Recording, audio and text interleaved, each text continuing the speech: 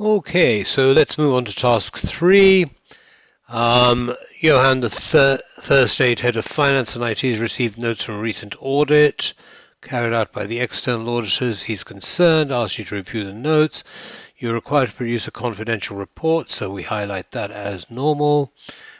Discusses from a strategic perspective the continuing need for effective information systems controls within first aid. So basically he's saying, talk to me about risk management, all right, and notice that all risks and controls need to be continually updated to remain effective, right? So he's asking us to talk about the need to constantly update information systems controls. Commercial acumen, in other words, what difference is it going to make to our organization in terms of donations and how we spend them? Okay, so then the usual analysis, number of points, and part B evaluates the adequacy of the information systems controls in first aid, 9 marks. So how good are we at the moment?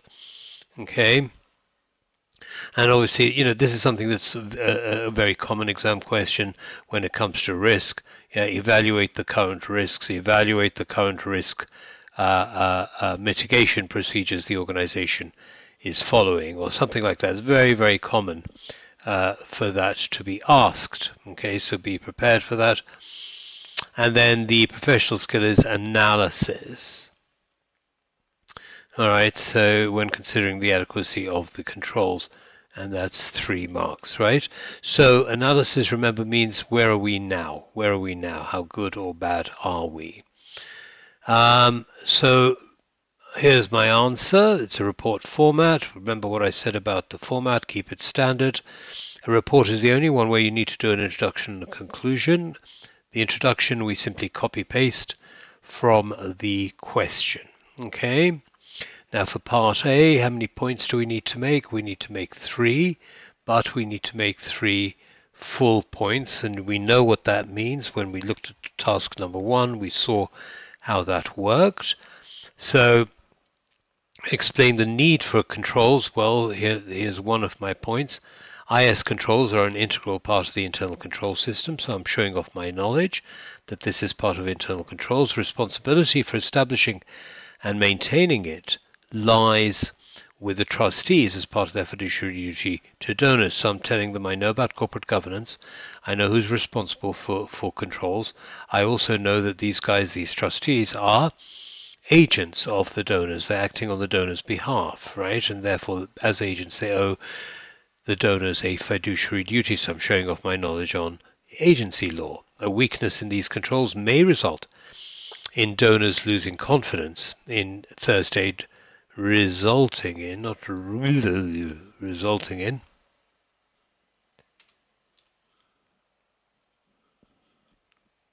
oh my goodness.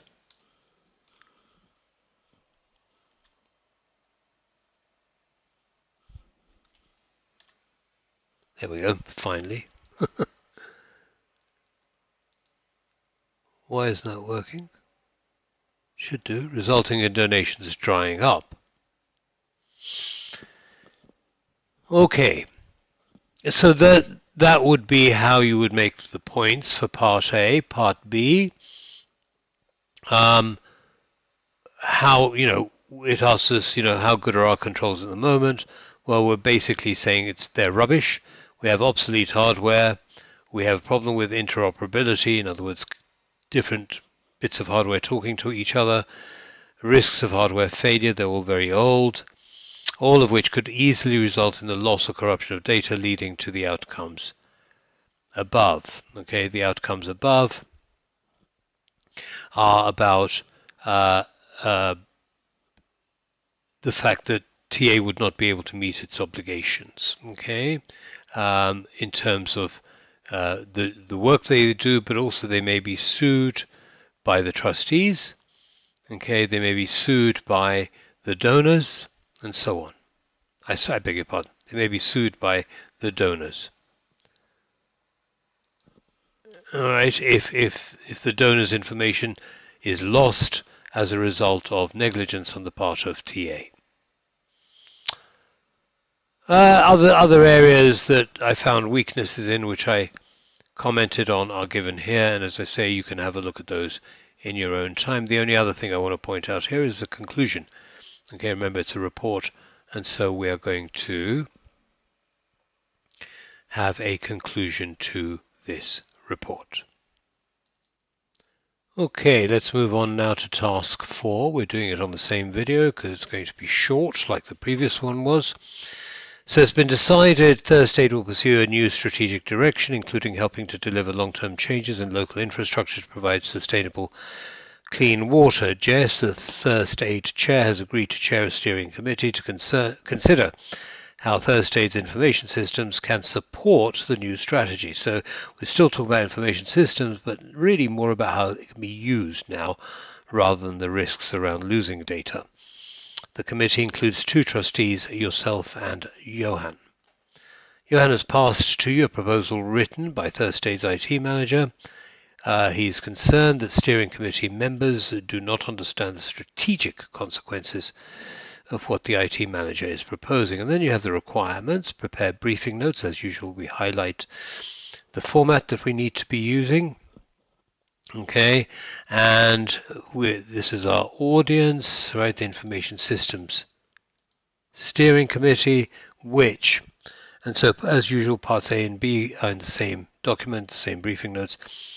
Part A discussed from a strategic perspective the benefits to First Aid of adopting cloud and mobile technology. Okay, so benefits only, that's why you highlight that. Okay, and we need to talk about strategic benefits. Okay, professional skills available for commercial acumen, demonstrating your awareness of the consequences, right? So basically, what difference will that make strategically to the organization's mission and strategy? 5 points, finishing time 12:20. Then discuss from a strategic perspective the risks. So the first part was benefits, the second part is risks of the same thing. And evaluation skills. Evaluation means, if we're planning on doing something, what do we think of that idea? What do we think of the plan, right? Do we think it's a good idea or not? So analysis is like today, what's the situation today? And evaluation is thinking about tomorrow, yeah? This is a new plan. What do we think is a good idea or not? Okay? And we have to make 3 points. Here we go. So there's our answer. As always, briefing notes, as always, from to date, etc. Now, because it's not a report, we don't need to do a introduction. I go through the benefits of adopting that in Part A. Improved access to up-to-date data and information, critical when teams in the field need to coordinate with one another when in different locations. All decisions are made based on the same data, and when that changes, the latest data is then available. For example, stage of completion of a water well from where water will be pumped.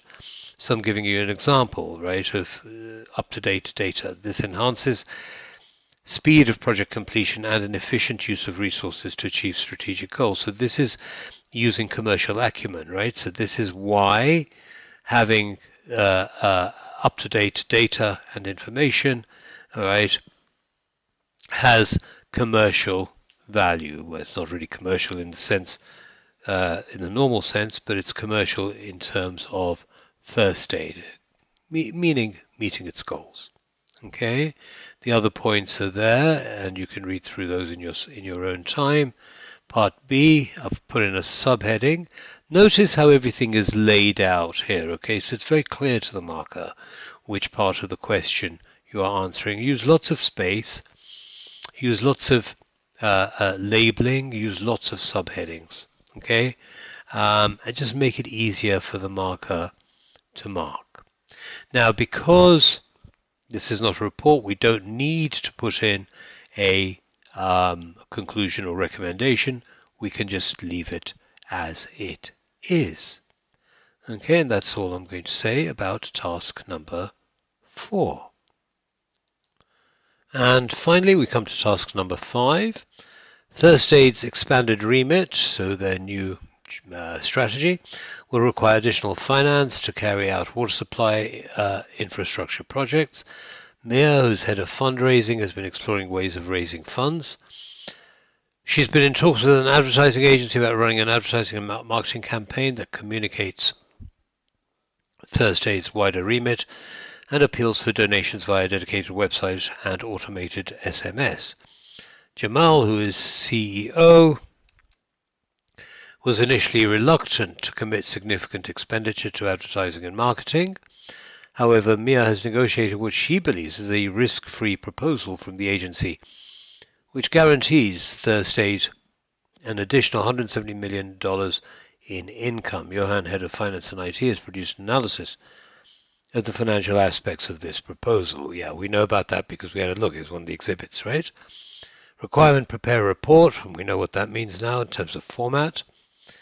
Evaluates from a strategic perspective the benefits of accepting the proposal, 6 marks, which means 3 points, and the risks of accepting the proposal, 9 marks, which means 4 points. Okay, total of 15 marks available for this task. So here we go. We know what the report should look like. From to date subject, we have an introduction, and we know the introduction comes straight from the task. This report evaluates from a strategic perspective benefits and risks. So I've combined benefits and risks into one sentence. To third state of accepting the marketing proposal. Part A, benefits. Right, always use subheadings, okay, from the task. And I'll show you the first one. First and clearest benefit of accepting the proposal from the agency is that in the 3-year period of the contract, TA will receive a net cash flow of $170 million to finance its new strategic direction. Okay? Nonetheless, in the first year of the contract, TA will need to fund a $300 million cash payment to the agency. Although it is guaranteed to receive $200 million back from the agency, it's unclear where the cash will be sourced from. Okay, so that's the benefit of accepting the proposal. Let's look at the risks, and I'll share the first one with you.